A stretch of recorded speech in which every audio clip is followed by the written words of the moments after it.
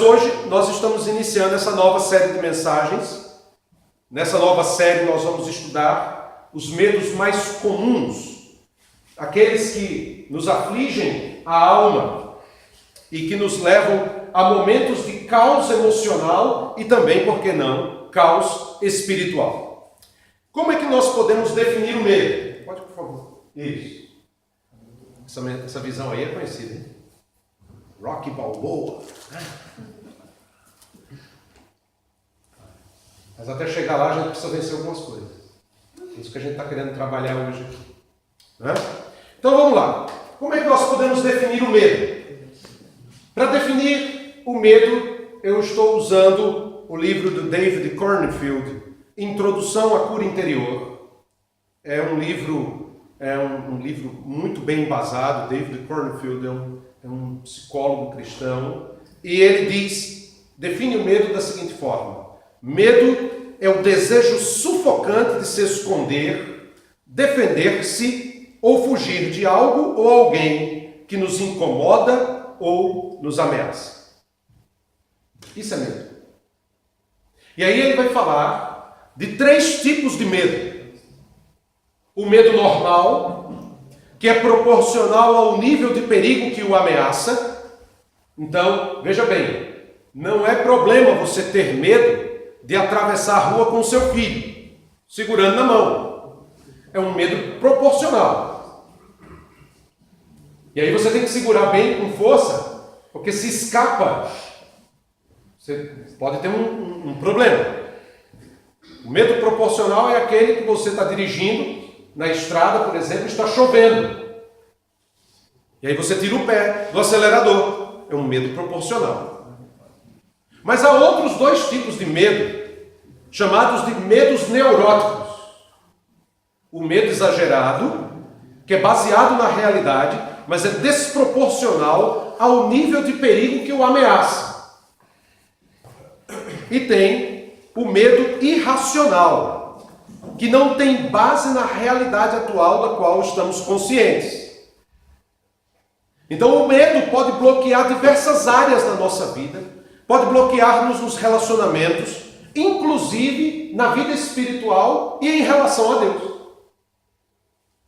Então o problema não é você ter medo. O problema é quando você tem um medo exagerado, que acaba travando você de fazer algumas coisas, ou um medo irracional, que é quando você já perde totalmente a razão e isso bloqueia a sua vida. Vamos lá. O medo, ele pode bloquear nossas vidas e a nossa vida é geralmente influenciada pelo medo. Dia após dia, nós vemos notícias que nos levam a temer certas circunstâncias. Talvez aqui não tanto, mas quando morávamos no Brasil, por exemplo, tínhamos medo de ser assaltados, violentados, invadidos. Um mês antes de vir para a França, por exemplo, um homem encostou uma arma na minha cabeça. Tive medo. Porque, na grande maioria das vezes, a pessoa dispara. Graças a Deus não houve isso. Mas a gente tem esse medo. Né? Temos medo de sofrermos por causa da imprudência de outra pessoa no trânsito. Como no caso que o Sérgio contou. De uma hora para outra, na estrada, alguém sofre um acidente. Você pode ser atingido por causa disso. Mas não são apenas notícias que nos deixam alertas. Por exemplo, podemos ter medo de uma valise num metrô ou numa estação de trem sem ninguém. Em tempos de terrorismo, pode ser uma bomba. Quem me garante que não seja? Vivemos tempos assim. Mas não apenas isso. Há coisas do passado que já tenhamos vivido, que nos traumatizam, também nos levam a temer. Por exemplo, um divórcio. Alguém que já passou por um divórcio, depois sofre com isso. Sofre, por exemplo, em ter novos relacionamentos. Uma violência doméstica, um estupro, um assalto, um sequestro, um acidente gravíssimo. São exemplos de traumas que acabam sendo vivenciados e tiram a nossa paz quando algo semelhante aparece em nossa vida. Não é à toa que estamos com medo. Vivemos num continente que está a todo instante sendo vigiado por causa de atentados terroristas. No Brasil, se a gente estivesse vivendo no Brasil, teríamos medo. Um país totalmente inseguro, vítimas da violência urbana. Podemos ter medo, por exemplo, de motoristas embriagados. Há muitas coisas que colocam medo em nós. Por exemplo, uma justiça que não funciona. Uma polícia mal protegida. Enfim, há várias coisas que podem nos colocar medo. Num caos como este, porque se a gente pensa que está na Europa, está vivendo bem tranquilo, eu não diria tanto tão tranquilo assim. O mundo está em guerra. O mundo está em caos. O mundo vive um grande conflito. A gente não sabe muito bem o que pode ocorrer essa semana. Qualquer maluco lá pode apertar um botão. Começar um grande conflito. Olha o passado. Veja, a Primeira Guerra Mundial começou com uma bala. Muita coisa que nos cerca que não é tão seguro assim. E num caos como esse, como é que a gente vive seguro? A Bíblia diz que nós podemos viver sem medo. Por 144 vezes a Bíblia usa a expressão não temas. 144 vezes. Podemos encontrar forças no Senhor para enfrentar com sobriedade as dificuldades da vida moderna. Sempre vamos estar diante de circunstâncias que nos levarão a temer o que virá depois. Pode ser uma mudança de vida, pode ser uma mudança da cidade, pode ser uma mudança de uma situação econômica. Talvez estejamos bem e amanhã percamos o emprego. Pode ser um casamento, um divórcio, um luto. Ninguém me garante que amanhã estará vivo. Posso receber uma ligação e simplesmente dizer, seu pai morreu. E aí? As coisas mudam num instante. Há diversas circunstâncias que nos levarão ao desconhecido, ao medo. Jesus, antes de ser preso, ele consolou os seus discípulos. Olha o que diz a palavra de Deus. Deixo com vocês a paz. A minha paz eu lhes dou. Não lhes dou a paz como o mundo a dá. Não fiquem aflitos. Não tenham medo. Veja, Jesus não disse isso na praia de Tambaú, em João Pessoa, tomando água de coco, né? Olhando aquele mar verde da Paraíba, gostoso. Não. Jesus não estava no mar Mediterrâneo, olhando assim o pôr do sol no mar Mediterrâneo, que eu já vi, é uma coisa linda. Lá na terra de Israel. Não. Quando Jesus diz isso, ele está no Monte das Oliveiras, conversando com seus discípulos. E ele sabe que dentro de poucas horas, Judas vai vir com um grupo de pessoas para prender. E ele diz, não tenham medo.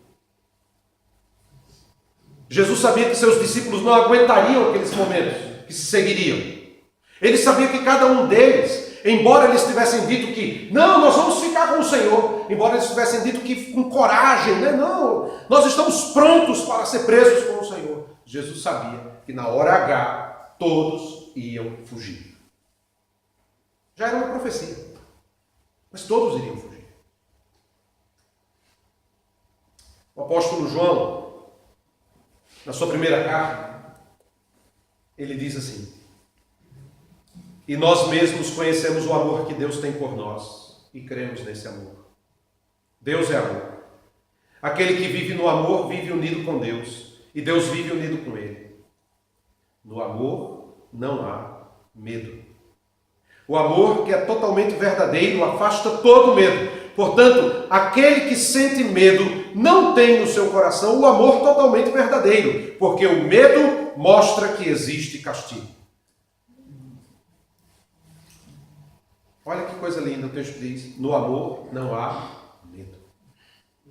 É no amor de Deus que nós encontramos forças para vencer o medo. Foi isso que Jesus fez com seus discípulos antes de ser preso e condenado. Ele os envolveu com amor.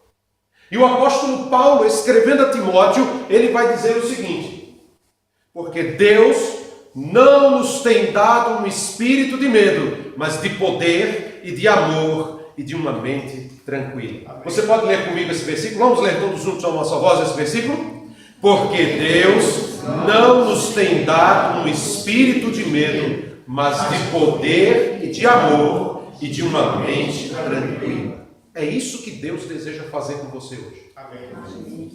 É isso que Deus quer fazer com você, para você voltar para casa com uma mente tranquila. Graças a Deus. De colocar todos os seus medos diante de Deus. Deixar Deus cuidar disso. Há alguma situação que tem gerado medo em você? Alguma pessoa? Alguma circunstância? Algum trauma? Eu creio que o Senhor nessa noite, Ele quer libertar você disso. Amém. Por isso eu quero convidar você a abrir sua Bíblia em Mateus capítulo 14.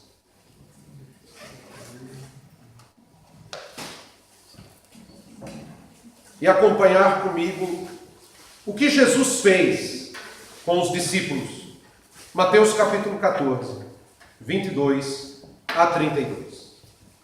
Essa passagem é uma passagem muito conhecida. Jesus tinha acabado de fazer a multiplicação, a primeira multiplicação dos pães e dos peixes. E depois de fazer esse milagre, Jesus chama os seus discípulos e diz: olha, passem à frente, vão na minha frente. Eu pego vocês lá do outro lado. E acontece isso. Os discípulos pegam os barcos e vão à frente. E depois de despedir a multidão, Jesus vai até um lugar sozinho e vai orar. E nesse meio tempo em que Jesus está orando, os discípulos estão enfrentando uma grande tempestade no Mar da Galileia. E é nesse contexto que nós vamos encontrar algumas coisas interessantes sobre o medo e como vencer. Vamos lá. Primeira coisa. Eu posso escolher apenas reagir àquilo que eu tenho medo. Geralmente, quando nós estamos com medo, a nossa tendência é reagir. E essa reação se dá em duas direções. Ou corremos, ou fugimos daquilo que nos ameaça, ou nos defendemos da situação. São as duas únicas coisas que você pode fazer quando você está com medo. Ou você foge, ou você luta. Ou você foge, ou você se defende. Porém, há um detalhe importante a ser visto aqui. A consequência de apenas reagir é insanidade. É algo insano. Por quê? Porque nem sempre reagir instantaneamente me dará condições de avaliar as causas do medo que estou sentindo. Uma coisa é ter cuidado de andar sozinho na noite. Mas o medo normal pode se tornar um medo exagerado e irracional. Uma reação a queima-roupa pode tirar de mim toda a perspectiva correta da situação. Veja o verso 26 do texto de Mateus capítulo 14. Quando os discípulos viram Jesus andando em cima da água, ficaram apavorados e exclamaram: é um fantasma! E gritaram de medo. Gritaram de medo. Essa é a primeira reação dos discípulos, que os levaram a ter uma conclusão não apenas precipitada, mas uma visão irracional do que estava ocorrendo. Eles achavam que Jesus era um fantasma. Se você apenas reage diante do seu medo, reagir somente é algo insano. Você não pode simplesmente reagir num primeiro impacto. O que você pode fazer? eu posso escolher prosseguir, apesar do medo que sinto. Se reagir é apenas uma insanidade, a Bíblia diz que eu posso escolher prosseguir, apesar do medo que eu estou sentindo. Todos nós sentimos medo, viu, irmãos? Isso é natural. Eu duvido muito quando alguém diz assim, eu não tenho medo. Essa pessoa está mentindo. Todos nós temos medo. Talvez você não admita. Isso é natural. O que não é natural é ser dominado pelo medo. É outra coisa. Acompanhe os versos 28 a 31 do texto de Mateus 14. Então Pedro disse, seu Senhor mesmo, mande que eu vá andando em cima da água até onde o Senhor está. Venha, respondeu Jesus. Pedro saiu do barco e começou a andar em cima da água, em direção a Jesus. Porém, quando sentiu a força do vento, ficou com medo e começou a afundar. Então gritou, socorro, Senhor! Imediatamente Jesus estendeu a mão, segurou Pedro e disse, como é pequena a sua fé, por que você duvidou? Pedro decidiu enfrentar o medo, prosseguir apesar do que estava sentindo. Talvez alguns aqui possam pensar que a atitude de Pedro foi corajosa. Sim, foi corajosa, apesar dos riscos. Ele conhecia bem o mar. Ele sabia que ninguém pode andar sobre as águas. Ele era pescador. Mas naquela hora, os anos de experiência profissional não adiantavam. Quebrando todas as regras de segurança, Pedro resolveu prosseguir. E olha que coisa interessante. Ele até teve sucesso. Num primeiro momento. Mas afundou quando deixou de olhar para Jesus e passou a olhar para o vento. Isso nos traz uma lição muito importante. Toda vez que eu deixo de olhar para Jesus, eu afundo. Foi isso que aconteceu com Pedro. Numa fração de segundos, ele não via os olhos de Jesus. Ele apenas viu o vento bater em seu rosto, as ondas subindo e descendo, algo molhado debaixo dos seus pés. E aí a sua razão começou a dizer, Pedro, ninguém anda no mar. Alguma coisa está errada. E o medo começou a levá-lo a afundar. Diante das circunstâncias, você tem duas saídas. Ou foge ou prossegue em frente. Em ambos os casos, reagir apenas é loucura. Você precisa avaliar o que realmente lhe traz temor. Fé é caminhar no invisível. Não sou eu que estou dizendo isso, não. A Bíblia já diz. A fé é um firme fundamento de coisas que não se veem. É caminhar sem saber o que espera o próximo passo. O profeta Abacuque, numa das mais belas demonstrações de fé. E aí eu repito, todas as grandes declarações de fé da Bíblia não estão em lugares aprazíveis. Paulo vai dizer, tudo posso naquele que me fortalece, mas está preso com correntes. Jesus diz, deixo-vos a paz, a minha paz vos dou. Mas ele está sabendo que daqui a pouco vai ser preso. E Abacuque, se você nunca leu o livro de Abacuque, é bom ler. Que é um diálogo dele com Deus. E ele quer saber por que os justos sofrem e os ímpios prosperam. Porque os maus se dão bem e os bons se dão mal. E aí Deus diz, eu vou julgar a nação. E vou trazer um exército poderoso do norte. Ele diz, mas o Senhor vai trazer ímpios para castigar o teu povo? Ele diz, não se preocupe. Eu uso os ímpios, mas depois vou castigá-los também. O justo viverá pela fé. E aí o capítulo 3 de Abacuque é um salmo. E ele está diante do caos, da guerra, numa sociedade injusta, ímpia, idólatra, longe de Deus. E ele sabe, o juízo de Deus vai cair sobre o povo. E eu sou parte desse povo. E aí, numa das mais lindas declarações de fé, ele diz o seguinte: Ainda que as figueiras não produzam frutas, e as parreiras não deem uvas, ainda que não haja azeitonas para apanhar, nem trigo para colher, ainda que não haja mais ovelhas nos campos, nem gado nos currais, mesmo assim eu darei graças ao Senhor e louvarei a Deus, meu Salvador. O Senhor Deus é a minha força, Ele torna o meu andar firme como de uma corça e me leva para as montanhas, onde estarei seguro. Gente, ele não diz isso num lugar bom, agradável, ele diz essa declaração de fé num dos piores momentos da história de seu povo. Por isso aprenda uma coisa. A consequência de prosseguir apesar do medo nos fará superar o primeiro limite que o medo impõe. A Bíblia diz que nós podemos vencer o medo. E isso me leva à terceira questão. Eu posso buscar em Deus uma forma de agir diante do medo. Que coisa maravilhosa é saber que Deus não nos abandona. Amém? Amém. Teu amor não falha. Não foi isso que a gente cantou no início?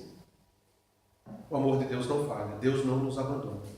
Ele está sempre ao meu lado para me ajudar a viver uma vida menos neurótica e mais normal. E é interessante nessa passagem, e você pode ler em casa depois Mateus capítulo 14, mas nessa passagem podemos ver algumas coisas interessantes. A noite era a mesma para Jesus e os discípulos. Jesus não estava noutra dimensão.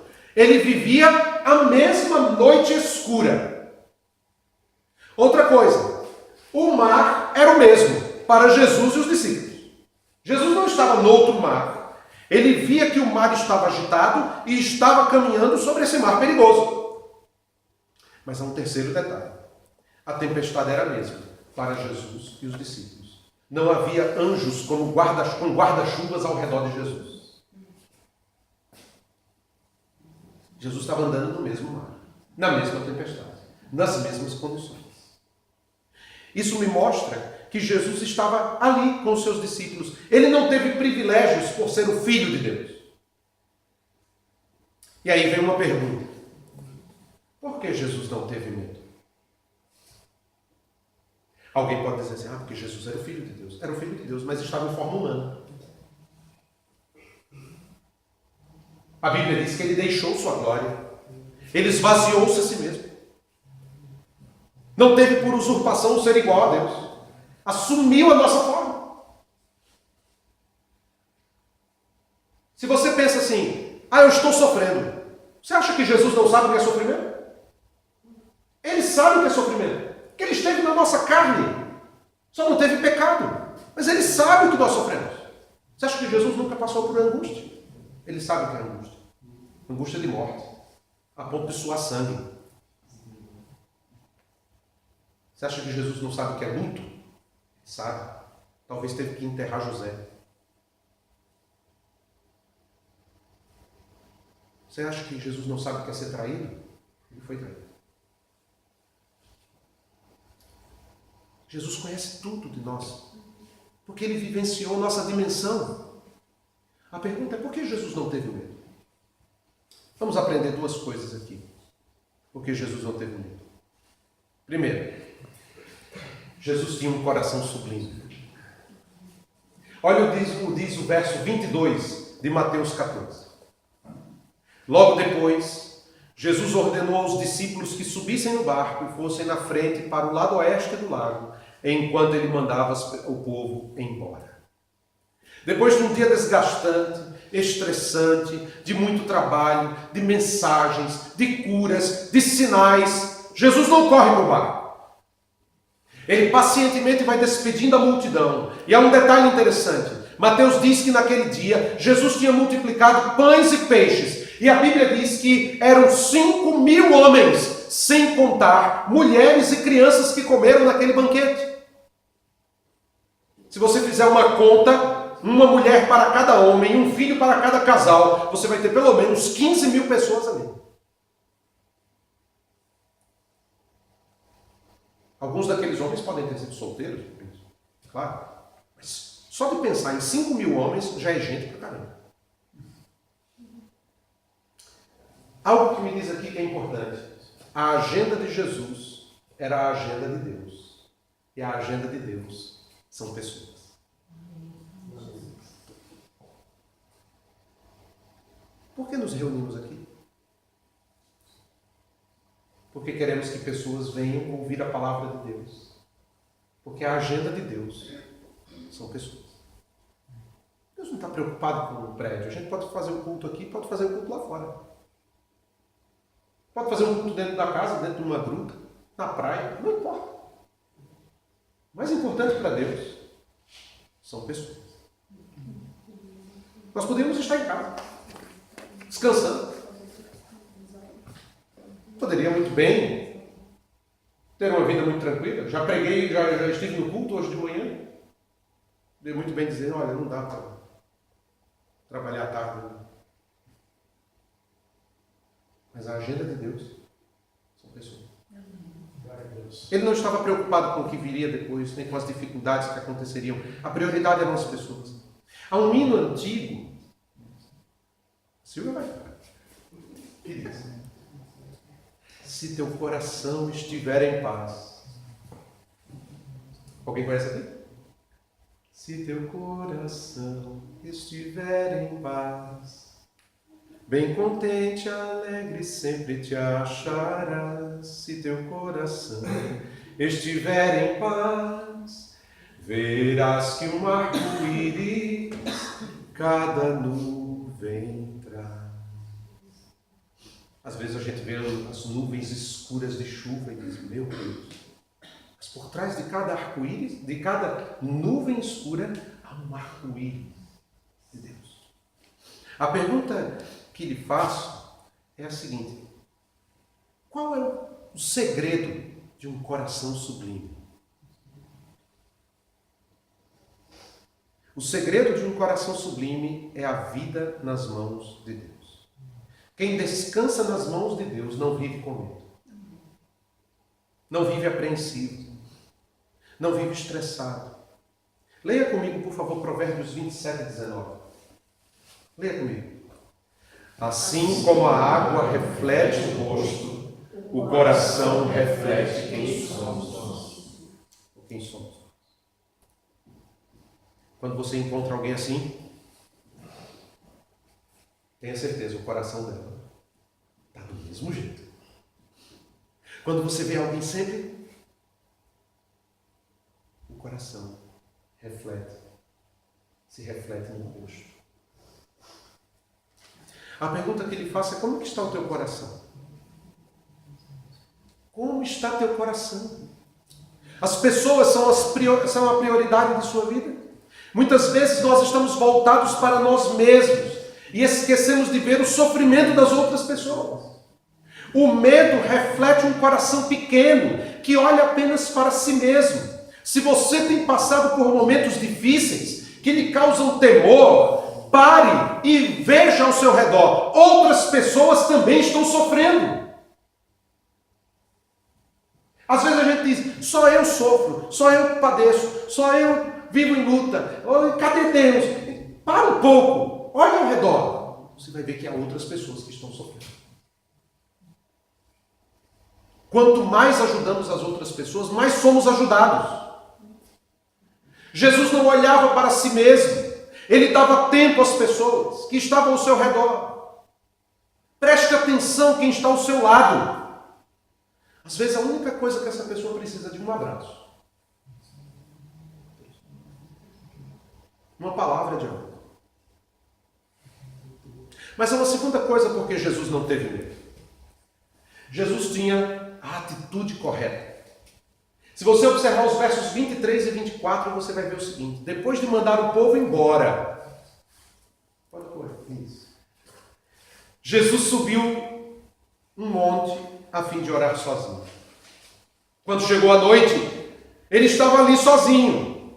Naquele momento, o barco já estava no meio do lago e as ondas batiam com força no barco, porque o vento soprava contra ele. Diante das dificuldades do seu ministério, Jesus buscava em Deus a força para vencer as pressões que sentia. Esta é a atitude correta, buscar a Deus. Quando o seu dia estiver estressado, vai para um lugar, fecha a porta e conversa com Deus. Quando o seu dia estiver tão estressado que você sente medo, vai para um lugar e fala com Deus. Se o medo ata a nossa vida, a oração nos liberta. Se o medo gera ansiedade, a oração gera perspectiva. Se o medo gera falta de fé, a oração nos leva à presença de Deus e nos faz ver o céu. Você tem que decidir. Vai continuar nutrindo medo ou vai buscar a Deus através da oração? Jesus não tinha dúvidas. Buscar o Pai era a saída. Muitas vezes nós estamos focados em nossos problemas. Nos esquecemos a quem estamos servindo. Preste atenção. O medo, não há dúvida, é a grande inimiga da fé. Vou repetir de novo. O medo, não há dúvida, é o grande inimigo da fé. Você vê Deus? Você vê Deus? Não. Mas eu sei que Ele está. A nossa fé, ela oscila entre a dúvida e a fé. Mas a fé é a firme convicção de coisas que não se veem. Eu não vejo Deus. Eu não toco em Deus. Mas eu posso sentir a presença. E mais, mesmo que eu não sinta nada, Jesus disse, onde estiverem 2 ou 3 reunidos em meu nome, aí estou no meio deles. E mesmo que eu não sinta nada, Jesus disse assim, e eis que estou convosco todos os dias até a consumação do século. Você não precisa sentir Deus. Só precisa saber que Ele está. Que Ele é. Eu sou o que sou. Mas o medo trava. O medo engessa. O medo de Pedro o fez afundar. O medo em sua vida o levará cada vez mais para baixo. Por isso tenha a atitude correta. Não reclame, louve. Não questione a Deus, caminhe para frente. Não tema, creia somente. Aprenda isso aqui, por favor. A consequência de buscar a Deus diante do medo é que andaremos por cima da situação que nos causa temor. Se você continuar olhando para Jesus, você vai andar sobre as águas. Se você não desviar o seu olhar do Senhor, você continuará marchando em frente. O que você fará agora? Continuará com medo? Ou buscará o Senhor? Todos nós temos desafios a enfrentar. É possível que amanhã você tenha grandes desafios diante de si. É possível que você esteja com medo das pessoas, das circunstâncias, dos problemas da vida, do ano, um novo ano. Quem espera em 2019? Sabe o que a Bíblia nos diz? Olha o que a Bíblia nos diz. Se você vacila no dia da dificuldade, como será limitada a sua força? É você quem decide se vai continuar nutrindo medo ou não. Medo é sinônimo de falta de fé. Medo é sinônimo de retrocesso, de derrota. Vencer o medo é buscar a Deus, é continuar caminhando, apesar de qualquer coisa, é nutrir um coração sublime, sensível. E hoje você pode se libertar do medo. Basta você reconhecer seus limites diante de Deus e dizer para o Senhor, toma minha vida em tuas mãos, Senhor, eu preciso de ti. Sozinho eu não posso caminhar, mas contigo eu sou mais que vencedor. Minhas forças são pequenas, mas se o meu olhar estiver fixo no Senhor, eu vou vencer. Sabe o que Deus vai dizer para você? Essa promessa linda está aqui, Isaías 41:10. Por isso não temas, pois estou com você. Não tenha medo, pois sou o seu Deus. Eu o fortalecerei e o ajudarei e o segurarei com a minha mão direita vitoriosa. Isso é uma promessa de Deus. Deus não mente, Deus não falha. Se Ele disse, não tema, eu não preciso temer. Se Ele diz, estou com você, eu posso ter certeza disso, mesmo que os outros digam que não. Se Ele diz, eu sou o teu Deus, sim, Senhor, tu és o meu Deus. Se Ele diz, eu te fortalecerei, eu digo, sim, Senhor, estou pronto para receber tua força. Se Ele diz, eu te ajudarei, amém, Senhor, eu preciso da tua ajuda. Se Ele diz, eu o segurarei com a minha mão direita vitoriosa. Glória a Deus. Nem o diabo pode nos derrotar. Amém. Glória a Deus. Não tema. Eu gostaria de orar com você nesse instante. Vamos orar. Coloque diante do Senhor agora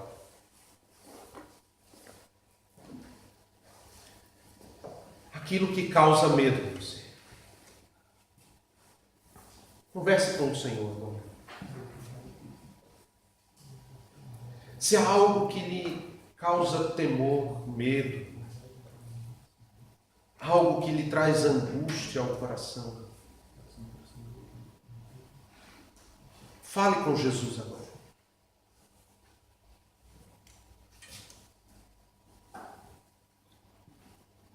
Talvez seja a tempestade que lhe impede de ver quem é Jesus. Você pensa que ele é apenas um mero fantasma, uma ilusão. Mas olhe direito, Jesus é o Filho de Deus. E Ele está pronto para lhe dar força, poder, vigor. Ele está pronto para estar ao teu lado, para te ajudar. Então diga para Jesus o que lhe causa medo. Fale para Ele de suas angústias e diga, Senhor, eu preciso de Ti.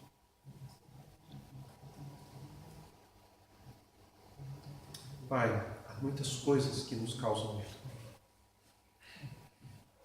Há muitas situações das quais nós não temos nenhum controle. Reconhecemos que somos fracos, somos limitados, que não há poder em nós.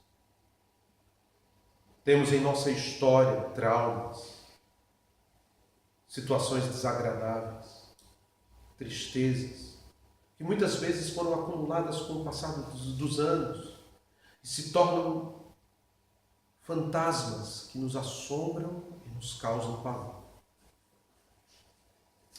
Mas a Tua palavra diz que Tu és o nosso Deus. Tua palavra nos garante que nós podemos confiar em Ti. Nesse momento, em nome de Jesus, nós queremos colocar diante do Senhor tudo aquilo que nos causa medo. Tudo aquilo que tem tirado de nós a visão correta de quem Tu és. Nós queremos colocar diante de Ti nossas limitações, nossas angústias. E suplicamos em nome do Senhor, vem e salva-nos. Vem e liberta-nos do medo que nos atrapalha. Dá-nos a visão correta, Senhor. Dá-nos a visão correta da vida. Faz-nos olhar ao redor e ver que existem outras pessoas que também sofrem. Possamos ser instrumentos de bênção como Jesus foi. Mas acima de tudo, possamos ter os olhos voltados para o Senhor. Para com um coração sublime, totalmente voltado para Ti, possamos vencer os desafios da vida, confiados não em nossa força, mas na Tua força e no Teu poder. Ó Deus, o Senhor conhece cada coração aqui nessa tarde. O Senhor conhece cada história. O Senhor sabe muito bem quantas lágrimas já verteram de cada rosto. Mas a tua palavra diz que todas as coisas cooperam para o bem daqueles que te amam. E não há nada em nossa vida que tenhamos passado que o Senhor não possa transformar em bênção, em vitória, em glória e louvor ao teu nome. Glória a Deus. Fortalece-nos, Senhor, com tua presença santa. Que possamos sair hoje daqui, renovados em nossa força, sabendo que a alegria do Senhor, a nossa força é. O amor de Deus, nosso Pai, a graça do nosso amado Senhor Jesus Cristo, a comunhão do Santo Espírito estejam sobre nós, não somente hoje, mas para todos sempre. Amém. Amém.